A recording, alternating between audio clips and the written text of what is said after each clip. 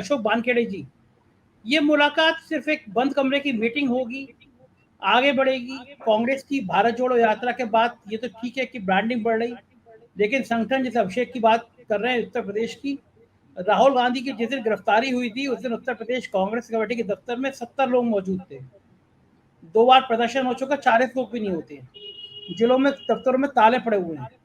केवल दिल्ली में कुछ गोदी मीडिया के चैनल बैठ के दिन भर कांग्रेस कांग्रेस करें और उत्तर प्रदेश में क्रांति हो जाए तो संभव नहीं होगा। आज के चुनाव में आपको गांव गांव जाना पड़ता है, अपनी बातें बतानी पड़ती है। बीजेपी के पन्ना प्रमुख लगे हुए हैं, बता रहे हैं, रूट है, संगठन पे काम करते हैं, बताते हैं। लेकिन तब भी ये जो तस्वीर बन रही है, ये क्या संकेत देती है अशोक जी? क्या होगा इसका तस्वीर का मतलब? देखिए, 2024 की तैयारी हो रही है, बीजेपी तैयारी कर रही है, विपक्ष भी बता रहा तैयारी कर रही है। ये जो आज की मीटिंग की ये पोस्चरिंग थी, ऐसा इससे ज्यादा मुझे कुछ नहीं लगता, क्योंकि जो लोग मिले थे वो कोई आउट ऑफ ब्लू नहीं मिले थे। ऑलरेडी जैसा कि अभिषेक ने कहा कि ऑलरेडी वो सत्ता में है, इन लोगों की सरकार बिहार में चल रही है।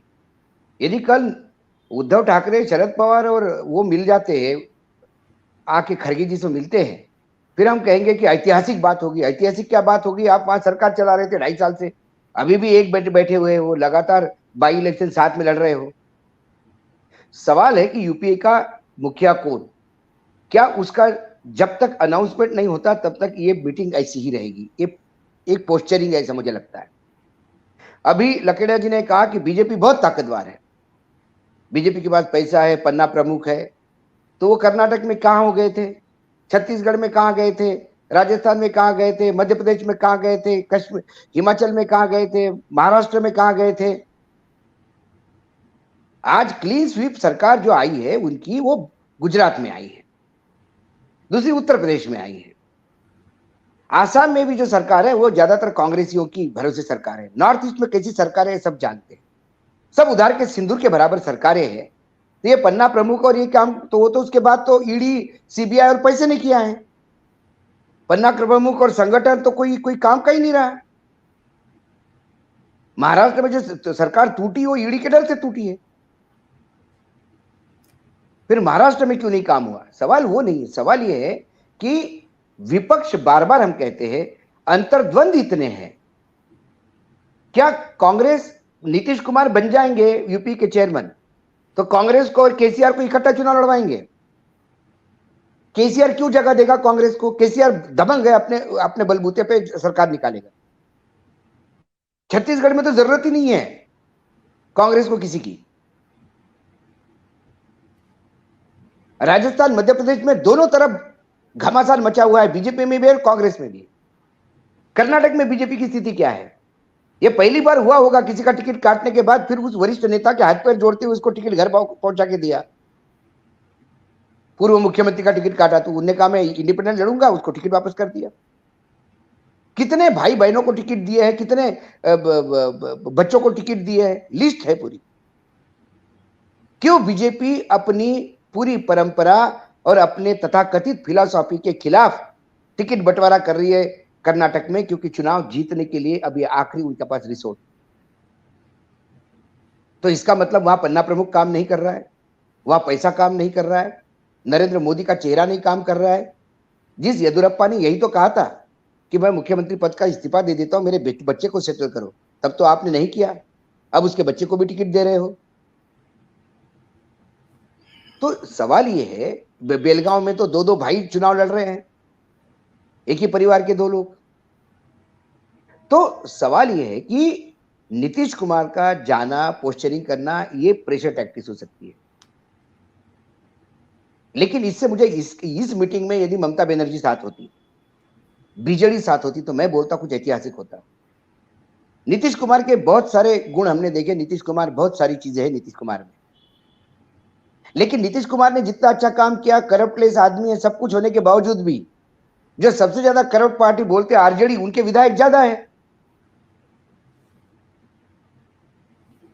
नीतीश कुमार के साथ एक मैं बहुत ही वामपंथी दल के बहुत बड़े नेता है, उनके ऑफिस में मैं और दीपक शर्मा गए थे। वो जब आपने भी यहां आते हैं दीपक शर्मा कई बार, तो उन्होंने कहा था कि दीपक जी जिस सीट पे आप बैठे हो वही नीतीश बैठे थे जब सरकार नहीं बनाई उन्होंने आरजेडी के साथ तब। और मुझे आके कहने लगे कि अब विपक्ष मोदी जी से लड़ना है, तो मैं जोर से हंसते हुए कहा कि क्या गारंटी आप फिर नहीं जाओगे? जो आदमी मोदी का घोर विरोधी वो बीजेपी के साथ गया, फिर वापस आया, फिर गया। तो क्रेडिबिलिटी जैसी शरद पवार की नहीं है तैसी नीतीश कुमार की भी नहीं है। जाति जनगणना आप बिहार में करते हो और जाति जनगणना कल महाराष्ट्र में नहीं हो तो वहां नीतीश का जाने से तो कोई मतलब नहीं है, क्योंकि कांग्रेस भी बोल रही है कि महाराष्ट्र में हम आएंगे तो जातिगत जनगणना करेंगे। प्रश्न यह है कि वर्तमान में कांग्रेस सबसे बड़ी राजनीतिक दल है।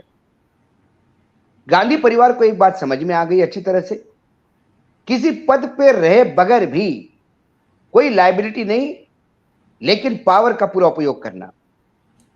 आज लोग कहते हैं कि देखो राहुल गांधी जी हतोत्साहित होकर उन्होंने खड़गे जी अध्यक्ष बन गए। अरे खड़गे जी इसलिए अध्यक्ष बन गए कि गांधी परिवार साथ में था, नहीं तो अकेले कर्नाटक के भरोसे क्या खड़गे जी बन जाते? क्या खड़गे, क्योंकि गांधी परिवार को एक जेपी नड्डा चाहिए था, खड़गे के रूप में मिल गया। आज किसी को भी पूछिए कांग्रेस कौन चला रहा है, कांग्रेस गांधी परिवार चला रहा है, कोई नहीं कहेगा खड़गे चला रहा है। तो कल प्राइम मिनिस्टर के पद के लिए भी किसी का नाम उछाल देंगे वो। जब मनमोहन सिंह जी प्राइम मिनिस्टर थे तो क्या गांधी परिवार की विपरीत सरकार चला रहे थे? जब राव साहब प्राइम मिनिस्टर थे तो उन्होंने तो कभी गांधी परिवार को तवज्जो ही नहीं दी। क्या मनमोहन सिंह जी ने ऐसी सरकार चलाई? तो फिर हम कैसे कह सकते हैं कि गांधी परिवार के बगैर सत्ता कांग्रेस है और इसके बगैर? ये तो एक सिंबॉलिक पद है। ठीक है, आज राहुल गांधी ने कह दिया कि ऐतिहासिक मीटिंग है, तो राहुल गांधी बताए ऐतिहासिक क्या है? क्या यूपीए के चेयरमैन बनाने जा रहे हो? क्या उनके प्राइम मिनिस्टर की उम्मीदवार बनाने जा रहे हो? वो तो केसीआर भी विपक्ष की धुरी के भीष्म पितामह बनना चाहते हैं। संजय जी, आप और मेरे से ज्यादा कौन जानता है? और शरद पवार भी बिल्कुल, वो तो कब से सूट पर सिलवा के बैठे हैं। वो पिछले जन्मदिन से उसने ट्वीट करवाया था राजदीप सरदेसाई से कि जन्मदिन का तोहफा के रूप में यूपीए के चेयरमैन बनने जा रहे हैं। Where is vacancy in UPA? UPA की चेयरमैन पर्सन सोनिया गांधी है, उन्होंने कोई राजनीतिक संन्यास नहीं लिया है। और हिंदू में पत्र लिख के तो उन्होंने फिर बताया कि वो उतनी ही एक्टिव है। तो ये प्रेशर टैक्टिक्स है। कल जैसे 4 चीते छोड़ने पे भी ऐतिहासिक कदम बोला जाता है, जब अफ्रीका से चीते छोड़ जाते हैं और प्रधानमंत्री वहां चले जाते हैं तो ऐतिहासिक कदम होता है। प्रधानमंत्री की हर मन की बात ऐतिहासिक होती है, पूरा देश इकट्ठा हो के ऑर्गेनाइजेशन सुनता है। लेकिन उस मन की बात ने दिल्ली में क्यों नगर निगम 15 साल के बाद झटक ली? क्यों हिमाचल प्रदेश में पानी नहीं मांगना पड़ा? क्यों कर्नाटक में मन की बात काम नहीं कर रही है? ये प्रोपेगेंडा है। लार्जर देन लाइफ पिक्चर हम खुद ही बनाते हैं, उतनी होती नहीं। तो शरद पवार की और नीतीश कुमार की कोई पोजीशन ज्यादा फर्क नहीं समझता मैं दोनों की। दोनों स्टेट में कितनी सीटें लाते हैं सबको पता है। दोनों की क्रेडिबिलिटी पे दांव पे है। एक पे भ्रष्टाचार के आरोप है, एक पे नहीं है, बस फर्क इतना ही है, क्योंकि वो बड़ा खिलाड़ी है। महाराष्ट्र में भ्रष्टाचार करने की जगह ज्यादा है। कर्नाटक, जब बिहार में आपको अल्टीमेटली जानवरों का चारा खाना पड़ा भ्रष्टाचार करने के लिए। महाराष्ट्र में आप एक थोड़ा सा लैंड का इधर उधर कर लो तो आप 1000 करोड़ के आदमी हो जाते हो। 1000 करोड़ बिहार में कहां से करोगे? वो जानवरों का चारा झारखंड वाले इलाके में था, तब एक ही राज्य था उधर। वही, हाँ बताइए आप, वो भी झारखंड में चला गया। तो कुल मिला के अभिषेक जी, सवाल ये है कि एक गांव के टीचर का सम्मान करते हुए उसके बारे में कहा गया, कलेक्टर से सम्मान करवाया गया कि ये बिल्कुल भ्रष्ट नहीं है। तो कलेक्टर ने वापस जाते समय अपने ड्राइवर को पूछा कि शिक्षक क्या भ्रष्टाचार कर सकता है? वो बोला सर प्राइमरी टीचर है, कहाँ करेगा? तो बोला ठीक है, भ्रष्ट वो नहीं है जिसको करने को नहीं मिलता, और चांस मिला तो सभी हाथ धो लेते हैं, क्योंकि राजनीति पैसे का खेल हो गया है। सबसे ईमानदार और जो सबसे नई पार्टी है जिसको राष्ट्रीय पार्टी का दर्जा मिला, आम आदमी पार्टी, इसकी तो लड़ाई, इसकी नींव ही भ्रष्टाचार के खिलाफ पड़ी है। लेकिन आज भ्रष्टाचार के इतने मामले हैं, मंत्री अंदर है, जो भी है वो कोर्ट भी देख रही है। तो कुल मिला के आज की मीटिंग ये नई नहीं है, क्योंकि बिहार में एक है। हाँ, राहुल गांधी का कहना ऐतिहासिक है, तो राहुल गांधी को उसको एंडोर्स करना होगा। सिर्फ ट्वीट करके ऐतिहासिक नहीं होगा। फिर ऐतिहासिक चीते भी थे जो अफ्रीका से आए, लेकिन उसने कोई नया इतिहास गढ़ा नहीं भारत में, उसमें से एक मर गई बेचारी। तो इसका फॉलोअप क्या है? क्या नीतीश को यह मैंडेट दिया जाता है कि आप सबसे बात करें? तो नीतीश किस चीज से बात करेगा? नीतीश और शरद पवार का रोल चुनाव के नतीजों के बाद बड़ा अहम रहेगा। और गांधी परिवार किसी सीनियर आदमी का नाम प्रपोज करता है, सबसे ज्यादा सीट हमारे पास है। वो गांधी जब तक कांग्रेस 100-125 सीट नहीं लाएगी तब तक तो ये विचार भी नहीं करना चाहिए। बीजेपी 220-200 पे भी आई तो सरकार बना लेगी, माइनस मोदी भी सरकार बन सकती है। वहां बहुत सारे नेता है जिनके पीछे बहुत सारे लोग खड़े हो सकते हैं, एन ब्लॉक। तो अभी का सिनेरियो ये अच्छी बात है, उन्होंने कहा ऐतिहासिक है, और ये थोड़ा सा बीजेपी को प्रेशर देने के लिए बहुत अच्छा है। बीजेपी ऑलरेडी जरी परेशान है कर्नाटक को लेके। उसी के बीच में आपने कहा कि ऐतिहासिक फैसला, बीजेपी वाले भी गेस करते रहेंगे 10-15 दिन तक, तो उनकी भी नींद हराम होगी कि क्या करते हैं क्या करते हैं। होना जाना कुछ नहीं है, 15 दिन बाद फिर हम जब बैठेंगे तो तब वही बात होगी। अच्छा जी, यूपी में आप क्या सीन देखते हैं? यूपी में कांग्रेस की देखिए, यूपी में जब तक अखिलेश राजनीति रास्ते के ऊपर के नहीं करते, अखिलेश के पास 125 सीटें, वो कम से कम 20 सीटों में भी ट्रांसलेट करते हैं लोकसभा के। और ये 20 सीटों में ट्रांसलेट हो सकता है यदि अखिलेश लगातार रास्ते पे रहे, लोगों के बीच में रहे लगातार।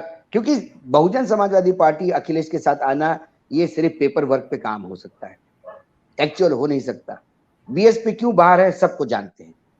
ओएसी कितना भी समझाओ, नीतीश को बनाओ कि किसी और को लाके बनाओ, ओएसी को भी चेयरमैन बनाओ यूपीए का, तो भी ओएसी वही काम करेगा जो उसको करना है। तो ओएसी हो गया, बाकी चीज हो गई। अब वहां एक ही पार्टी में दम है, समाजवादी पार्टी में, जो बीजेपी से लोहा ले सकती है, जिसके 125 विधायक है। और वो जब तक रास्ते पे उतर के 24 घंटे प्रेशर नहीं बनाएंगे और 10-20 सीटें अपने सिक्योर नहीं करेंगे, तब तक यूपी में गड्ढा नहीं पड़ेगा। लेकिन यूपी में पिछली बार 68 सीटें थी शायद लोकसभा की बीजेपी के पास, वो बढ़ के 70 भी हो गई।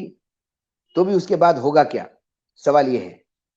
70 के भरोसे होगा या फिर उनको बिहार, बंगाल, उड़ीसा, तेलंगाना और महाराष्ट्र और कर्नाटक, यदि ऐसी स्थिति कर्नाटक की रही तो यहां जो डेंट पड़ेगा उसकी भरपाई कहां करेगी, सवाल भरपाई करने का है। अच्छा अशोक जी, उत्तर प्रदेश में कांग्रेस की क्या भूमिका रहेगी आपके हिसाब से? कांग्रेस की भूमिका कुछ नहीं, कांग्रेस को 2 सीटें भी दी तो कांग्रेस को एक्सेप्ट करना चाहिए कि आपको किसी की भी औकात उसके वोट शेयर से होती है। आप 2.5% पे आ गए हो, 2.5% पे 10 तो सीटें नहीं मांगोगे ना। 2.5% पे 2.5 सीटें मिलेगी आपको, 2.5% की सीटें मिलेगी। अब 80 का 2.5% करो तो एक ही होती है। आपको वजूद भी तो होना चाहिए। मायावती के सीटें नहीं है, परसेंटेज तो है, वोट परसेंटेज है, बिल्कुल ठीक है। गुजरात में कुछ भी नहीं है आम आदमी पार्टी, लेकिन 16% वोट तो हैं।